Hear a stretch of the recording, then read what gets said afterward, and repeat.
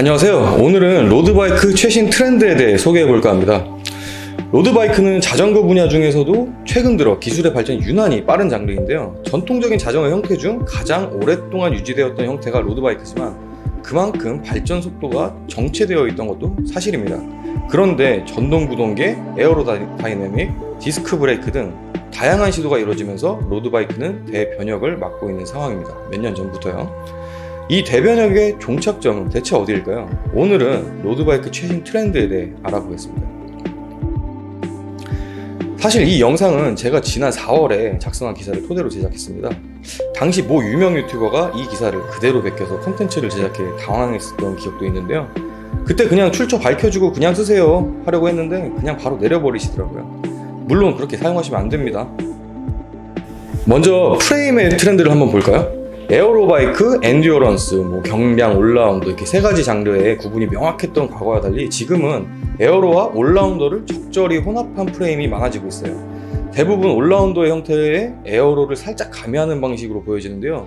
이건 좀 복잡합니다. 에어로 성능이 좋은 것이 어느 정도의 오르막까지도 유리하다는 연구 결과가 있는데 그렇다면 에어로를 가볍게 하는 게 더 유리하지 않을까 싶잖아요. 근데 하지만 실제 자전거를 탈 때 에어로 효과가 가장 미미하게 발생하는 것이 프레임이라는 사실.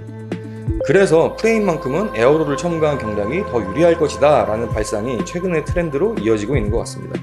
대표적인 자전거로는 새로운 메리다 스펄트라, 포커스 이자르크 맥스, S웍스 타막 이런 게 있겠네요. 프레임이 에어로해지는데 파츠가 가만히 있을 수는 없겠죠. 특히나 조향부의 변화는 이제 거의 모든 제조사 플래그십에 적용된 변화입니다. 바로 일체형 및 풀 인터널 핸들바인데요. 이건 디스크 브레이크 역할이 상당히 큽니다. 레버에서 금속 케이블로 브레이크와 구동계를 조작하는 기계식 자전거는 케이블을 모두 내장해버리면 케이블이 전부 꺾여버려서 그만큼 저항이 심하게 발생하고 제동과 변속 모두 엉망이 돼버립니다.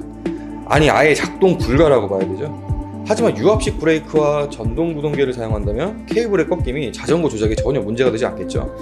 그런 배경으로 일체형 풀 인터널 핸들바가 대세가 되었습니다. 케이블이 몽땅 안으로 들어가니까 공기 저항이 적어지는 것도 사실이고요. 구동계, 이제 본격적인 12단 시대가 열렸습니다. 스램과 캄파놀로에 이어 올해는 드디어 시마노도 12단으로 본격 진입을 했는데요.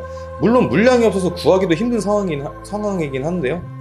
그래서 이제 아직까지 본격적으로 시마노가 과거의 아성을 되찾는다는 보장이 없는 상황입니다. 그동안 스램이 너무 마케팅을 본격적으로 잘 해왔고 사용자층도 전보다 훨씬 두터워지면서 시장 장악력이 상당히 공고해졌거든요.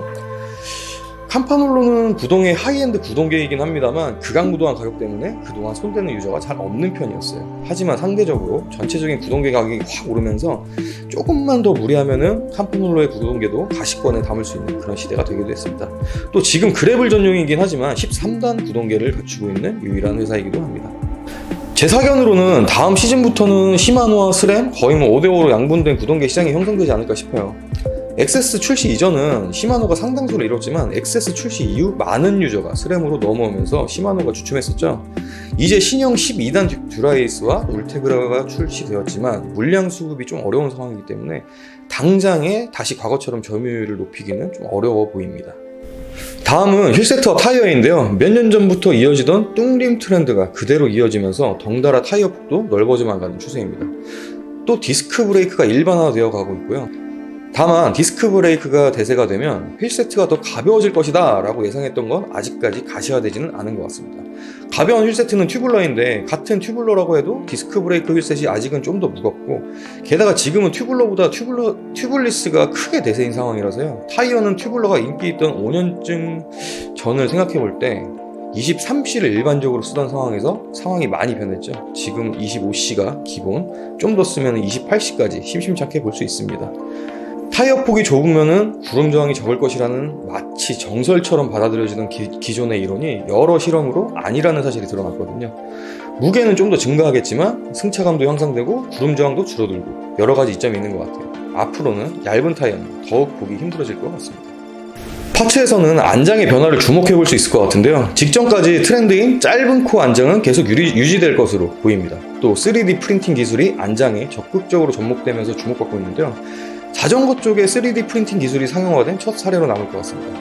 아직은 터무니없이 비싼 가격에 사용층이 많지는 않지만요. 실제 사용자들의 평가는 대부분 호평 일색이네요. 현재 스페셜라이즈드와 피직 두 개 브랜드에서만 만나볼 수 있는데 기다리면 더욱 다양한 브랜드에서 출시하지 않을까 싶어요. 그 밖에 페달도 소비자들의 기대를 갖게 하는 이슈가 있었는데 그 이슈가 당장 제품으로 나오지는 않고 있는 상황입니다. 바로 프랑스 브랜드 타임이 스램 그룹에 인수된 것인데요. 휠셋, 서스펜션, 구동계 등 거의 모든 파츠를 다루는 스램에서 페달까지 출시하게 된다면 스램의 자전거 파츠 라인업은 모두 완성이 될 것 같습니다. 마지막으로는 이제 파워미터에 대해서 알아볼 건데요. 파워미터는 전과 달리 상당히 많은 동호인이 사용하고 있는 아이템입니다. 사실 프로 선수들의 고급 트레이닝을 목적으로 개발되었지만 이제는 그걸 활용해서 훈련하는 동호인들이 많아졌습니다. 왜냐하면 과거에 비해 가격이 혁신적으로 저렴해졌거든요. 과거에는 200만원 이상이 기본이었는데 이제는 100만원 미만의 제품이 흔해진 데다가 특히 이번 스램 라이벌 엑세스에 포함된 파워미터 킷은 30만원대라는 엄청나게 저렴한 가격으로 출시되기도 했거든요.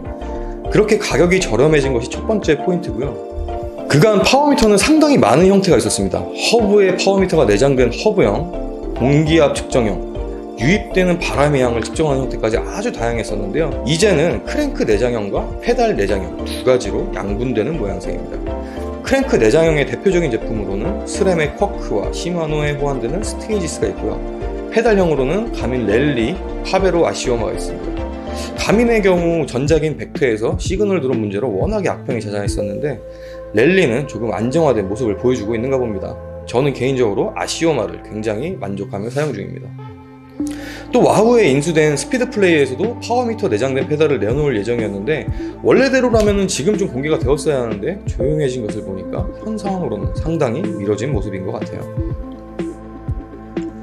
네, 오늘 준비한 영상은 여기까지입니다. 여러분은 어떻게 보셨나요? 앞서 말씀드렸다시피 로드바이크는 그 형태가 100년 동안 크게 변화한 것이 없긴 하지만 그 틀 안에서 상당히 재밌는 기술 발전이 이루어지고 있습니다.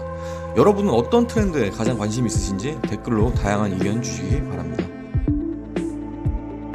저희 자전거 생활은 2002년에 창간했는데요. 이제는 20년 동안 만들던 책을 잠시 중단하고 영상 컨텐츠에 집중하기로 했어요. 그동안 유튜브 운영에 좀 소홀했던 게 사실인데요. 앞으로는 이 채널을 통해 여러분과 자주 그리고 더 성의껏 소통하려고 합니다. 다음에는 더욱 양질의 컨텐츠로 찾아뵙도록 하겠습니다. 감사합니다.